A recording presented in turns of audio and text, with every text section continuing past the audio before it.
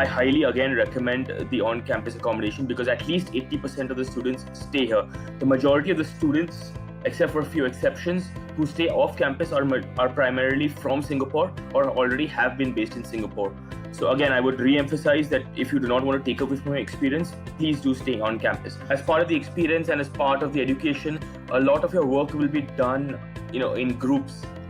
So while Singapore is not a very large city and yes, travel is possible, it is a little bit expensive as a student sometimes and also time consuming. So you would have to work in groups that are sometimes not even defined by yourselves.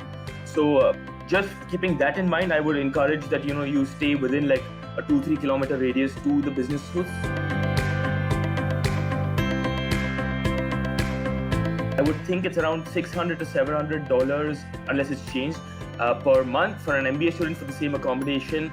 It is approximately $950 to $1,000, 1,000 Sing dollars. Honestly, I did not invest much in actually buying textbooks. Transport, there are multiple ways. So if you're again on campus, everything is like kind of free. So you have buses to commute you from where you're staying to the business school, because you need to understand that it is still a 20-minute journey.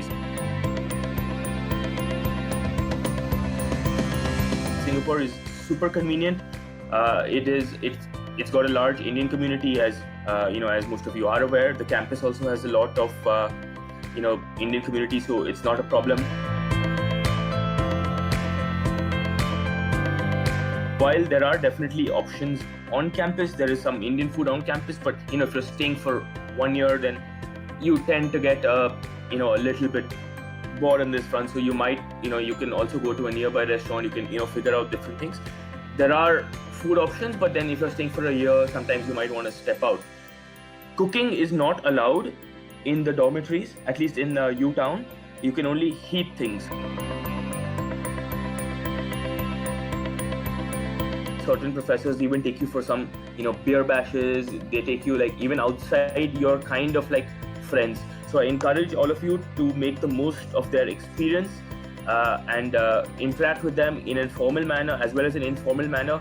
And trust me, it can even lead you to a later stage in terms of, career advice. It can lead you because they have superb connections. The full-time MBA class is usually around 100 students only. In my batch, it was 95% outside of Singapore. We had representation of 24 countries. The age dynamics varied from 24 to 45.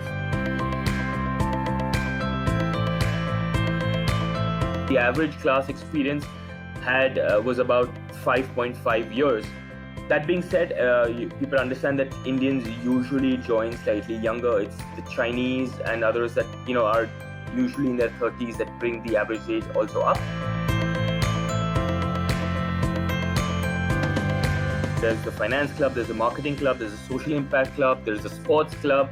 There are like 7, 9 or 10 clubs that are there. And students are actually actively encouraged to take part in all these events, because at the end it's the students that make it a success. The other kind of outside activities that you can also participate in is like NUS has tons of sports activities. Like I took part in a badminton tournament as part of the NUS MBA. I was part of the table tennis team in the NTU Olympics. So there are tons of sports opportunities. In terms of other activities also, what we have networking events, which in a sense is when you meet alumni, when you meet people from the industry. And this is something I highly recommend.